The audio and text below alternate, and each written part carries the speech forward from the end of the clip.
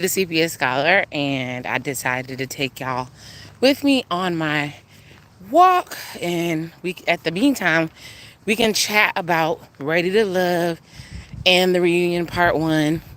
I said I would do a video about it when I felt like it, when the energy was right, and I figured while I'm on my walk, I would just jump on here and discuss some of the things that I saw. So this is season 9. They are in Dallas, Fort Worth. This is the Fort Worth side of things. This is part 2 of Texas.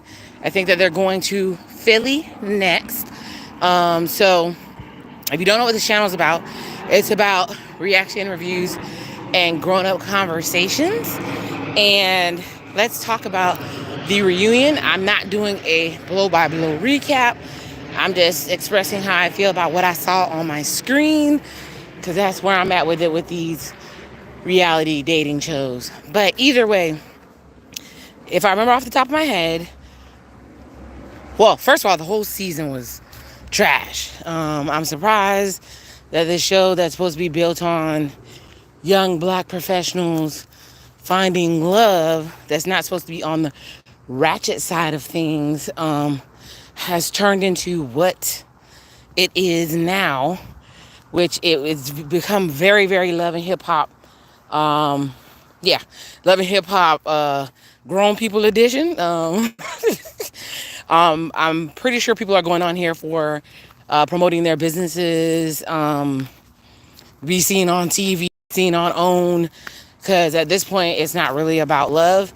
But the reunion started off with a bang.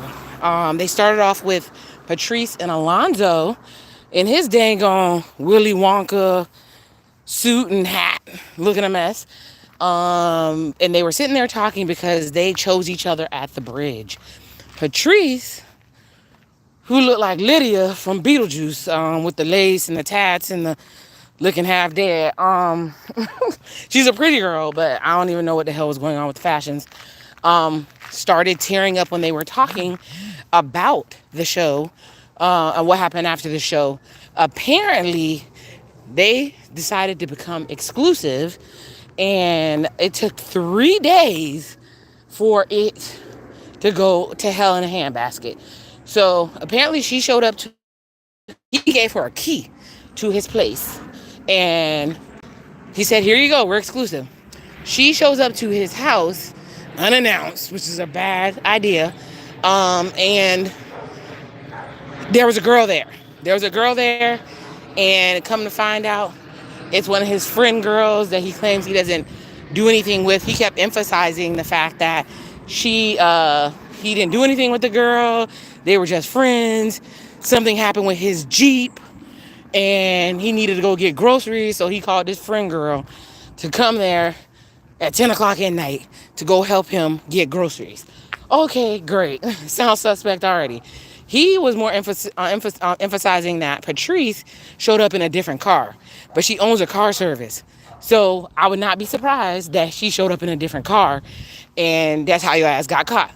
Either way, he said it wasn't a big deal. She freaked out. Patrice started welling up like she was going to cry, and then she said, well, she talked to the girl on the side. I haven't, recourses, I have not watched Baddies. I started watching, sorry, it's totally interrupting, but I have not watched Baddies. The reason that I have not watched Baddies is I had Zeus at first, and I was watching it for Jocelyn Cabaret, and it became too much pimps up, hoes down. It was getting too rough on the ladies, and then I watched it for a chance, a real chance of love. And the way he was talking to those ladies, I was like, nah, I'm out. I can't do it. Because Zeus is, But I did watch Bad Girls Club back in the day, so I know who Natalie Nunn and all these people are. But no, I do not watch Baddies. But maybe I heard it's Baddies is going to the Caribbean, so maybe I'll be interested then. So we'll see. But back to Patrice and Alonzo. Patrice and Alonzo, like I said, Patrice caught him with a girl. He just sat there with a bold face and said that he did not mess with this girl. Then 2 seconds later, she said, I talked to the girl on the side, And she says that you guys smashed in May. And he's like, oh yeah, we did smash in May. And Tommy was like, is there any hope of fixing this? And it's like, Tommy, did you even hear the conversation that just happened in front of you? That is really, really weird that you would even say that. And Patrice is like, no, there's no way in heck that I would deal with this dude. He messed with a whole bunch of chicks, and he brought up the fact that he keeps having to get STD testing to make sure that he doesn't pass anything. So she said there was at least 3 other women. I guess they all got together and figured out that he was dogging all of them. So it is what it is. So that's what happened with Patrice and Alonzo. Then they brought out Glenn. How you doing?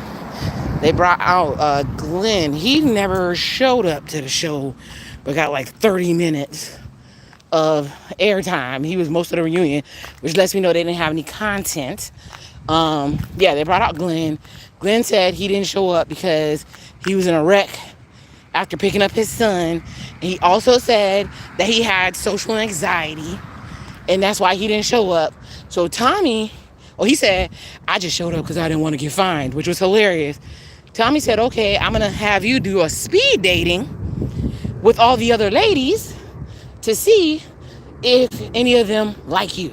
So that's what Glenn went on, a wild adventure of talking to the ladies or whatever to see if any of them liked him. Okay, cool, whatever. Then they brought out Laylene. Laylene is beautiful, stunning, classy, all that good stuff. They asked her and she left because she said she had an issue with her family. That lady left because the people that was on the show was trash. I'm sorry. It's reflecting the dating pool. Men and women were just, no. So either way, she left. He said, would you like a chance to date other people? Blah, blah, blah. They're like, no. She's like, no, I'm good. They said, did you like anybody? She said, Chaz. So everybody has a thing for Chaz. I get it. I remember seeing Chaz. So on sites, without knowing who he is, he would be one of the people I would date. Him and Dom. The rest of them is a big hell no. So, but once he started speaking and you started figuring out his personality, it was like, I'm out of here, buddy. I'm out of here. So, because he was a player, a nerd, I like nerds, but he was a nerd in a bad way. He didn't know how to interact with women. It was just bad. It was just bad all the way around. And then we have the petrified rose heard around the world when he gave Vanessa that petrified rose, when he said, my love is dead for you on the inside, like this rose, after she didn't pick him. Then he turned around and tried to pick Patrice, and Patrice was like, nah, I'm finna go with Alonzo. And we all know what happened with that. Then they brought out freaking Will, Mika, Koshia, and what the hell the crazy girl name is? Alexis. They brought them out or whatever. They started talking. Like I said, I'm doing the reunion in no particular order. And baby, they started going in. So Alexis started talking trash to Mika and Koshia and saying that the two of them together don't have half a brain. Okay. And then Mika said something to Will, we didn't like you because you were thirsty. And he said, why are you thirsty? She's like, because no, you can't get a woman. You're bad body. You're bad built. You don't have no money. You're broke. Patrice told everybody he slept on a mattress. Come to find out, on the floor. Come to find out that wasn't true. The man got money. More to come with that because I actually interacted with him on social media online. So it was super crazy because when they started roasting each other, I could tell Will was from Florida. The way he was roasting a girl. He said, you're a baby mama whose tubes are tied. Why does anybody want you? And he also said that you have a BBL gone wrong. Your body is fake. And she said, well, your chain is fake. And everybody's like, whoa. And then everybody in the back was like, why is he arguing with a woman? They said, because he's a bitch. So Will was not a fan favorite. So Alexis had already got riled up behind that. And like I said, Will confronted Patrice about telling everybody that he slept on the floor. And she was like, when I hear stage, that means their house doesn't have any furniture in it. So when you said you were getting under the covers, there was no way for me to know that there was a bed. And I was like, huh? Okay, Patrice, your behind is tripping right now. You're doing too much. So Either way, Patrice was not going to admit that she was wrong. It was like, nah, I'm going to stick to you were on the floor and you're dusty and broke. So that all ended. Then they started, I feel like I'm skipping a part. Then they started playing a game. I don't know why they played this game.